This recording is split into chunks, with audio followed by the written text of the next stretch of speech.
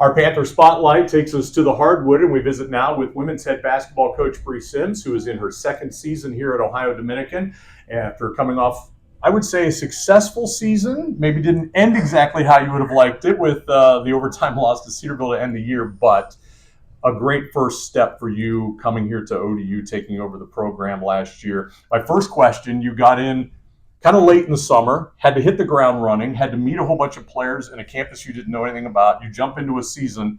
When did you first exhale after that last regular season game last year? Oh, I don't know if I ever did. Truly. It was a wild ride, and it did. It was kind of chaos. But I think the team that we came into last year kind of made it an easier transition. So even though it continued to be crazy and it never really slowed down, there was like calm within the storm sometimes. And that was kind of what was going to lead me into my next question. How much of the nucleus of having such an experienced team coming back aid you not only in learning your team, but learning campus, learning the conference, the travel, all of that? Oh, they were awesome. Obviously, all of them were super experienced. We even had some fifth years. So whenever I had a question about another team, I was able to ask them. They knew pretty much everything.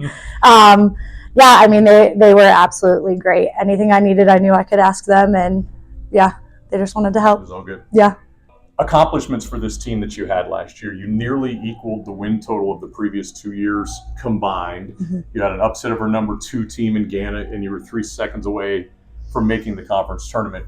With all of that said, you had to be pleased with the strides that you were able to come in that first year and make last year. Oh, definitely. I think the biggest thing is we just wanted to compete, and we needed to kind of build some confidence with the girls that we had, kind of instill some confidence in them. Again, I think they kind of lost it the previous season. So I think for them to go out and compete every single game, no matter what, and upset a team like Gannon, like that was probably one of the best memories ever. Being around you, I mean, all coaches are competitive. And I remember I had to send you a message on one of your road wins last year. You won the game, Bri. Just be happy. They're not all going to go exactly how you won. Where did that competitive drive for you come from? Oh.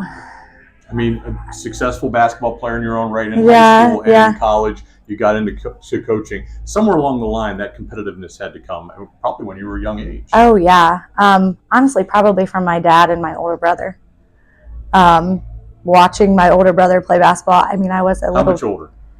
3.5-ish years. Okay, so probably. you had a big brother, yes, so you really had to compete up to his level, right? Oh, yeah, and he was a very, very good athlete, and I wanted to be better. So that's probably where the competitiveness came from. Yeah, and you mentioned your dad as well. Yeah, I mean, he was in the gym with me every single day. How much of that was important to you growing up to be around the game of basketball? I mean, how much did you learn in those early stages of your life? Oh, a lot. And it's funny because I really didn't like it, like as an elementary age kid. And probably 6th, 7th grade is when I realized, I could be pretty good at this. And just spending a lot of time around it, and I had a lot of fun, and it's just, I love it, obviously. Turned into a gym rat, did you? Yes, very much. And you've got one of those young ladies that's now joined your roster. I want to talk about Macy a little bit later too, with Cameron Pickrell, who was a 5-year player for ODU here. She meant a lot to this campus in the SAC program, and now she stayed on to be kind of an assistant coach for you as well this year. She was definitely one of those players for you. 1,000%, and she still is. She works a full-time job, and anytime she can get in the gym with the girls, she is here putting time in. All right, let's talk about the construction of this current roster that you have. You had made a decision, basically because you didn't have very many open spots, that when you came in here, I'm going to leave the roster the way it is. We'll graduate some players, and then I'm going to hit that recruiting trail now for the next season. How did that process go for you in terms of kind of laying back and taking your time in recruiting? Yeah, I mean, I think the biggest thing was us deciding that we really wanted to invest in high school seniors that were going to be incoming freshmen. I know a lot of people spend a lot of time in the portal, and we just kind of decided that the type of program we want to build and who we are as coaches, we really want to find girls that love being here, love the program, and want to be invested in, and return invest in the program. Yeah, I mean, just kind of refamiliarizing myself with the area to learn the teams that were still good or have developed a lot. And yeah, just kind of finding those girls that were going to be the right fit. But yeah, we focused on freshmen. So. Yeah, I was going to ask you about that too, because you had to reacclimate yourself with the state of Ohio, even though you grew up here and spent a little bit of time here. You've been out of state for a little bit of time. Is there a certain area of the state that you were kind of looking at, or did you go ahead and recruit all four corners of the state of Ohio? Well, we did actually all over Ohio, but I wanted to focus more on Columbus. But I think we ended up finding more talent outside of the area, I think. Or at least talent that you were able to get to come right. here, yes, right? Yes, if very much some so. really good talent here, there is. They're going to go play at different levels than that we're definitely going to play. Yes, you're right. So what, brought in 9 new faces this year? So, yeah, 7 new faces, 6 freshmen, and we did end up getting 1 transfer. So how have they kind of jumped in, getting acclimated to school and to your program? Really well. Yeah, really well.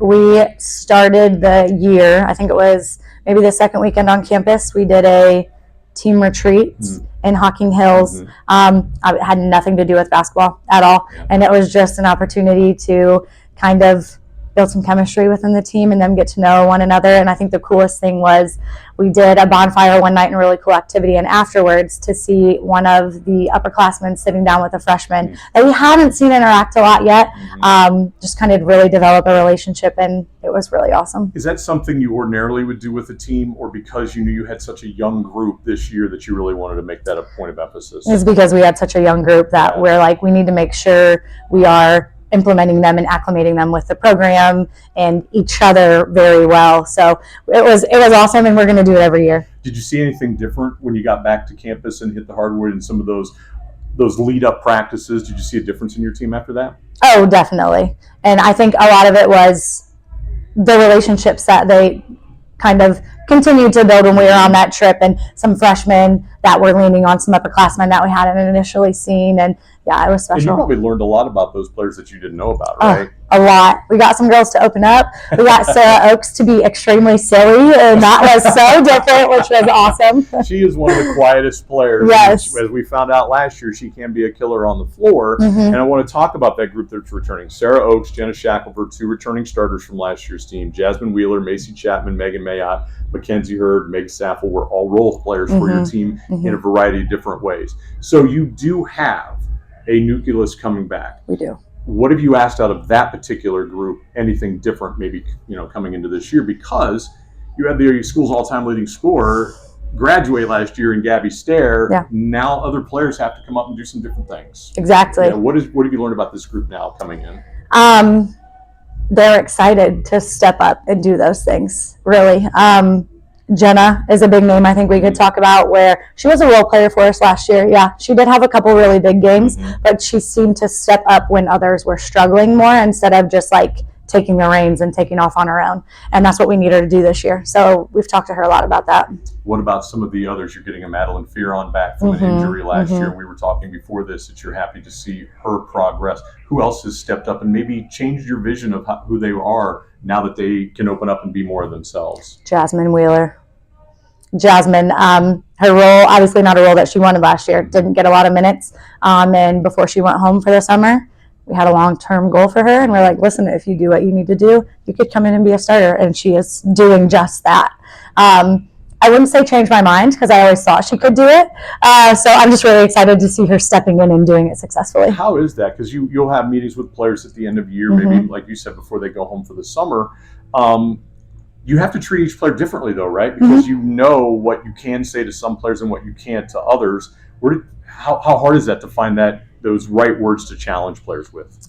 I think as a staff, we do a decent job of spending a lot of time getting to know our girls and building that relationship. And just over time, we learned what we can say and what things are going to maybe light a fire, or we're like, okay, let's stay away from that conversation. But yeah, I think I would like to say we do a pretty good job of that. What did you learn last year? I mean, it was different for you to get back into it, a new conference, the state of Ohio again, different level of basketball, Division II. What did you learn last year? I could coach these girls hard, and they could handle it. Being Division II, they had that IQ. They kind of had that thick skin about them, and they wanted to be pushed. They wanted those expectations. They wanted those standards, and I could do it, and they responded. Yeah.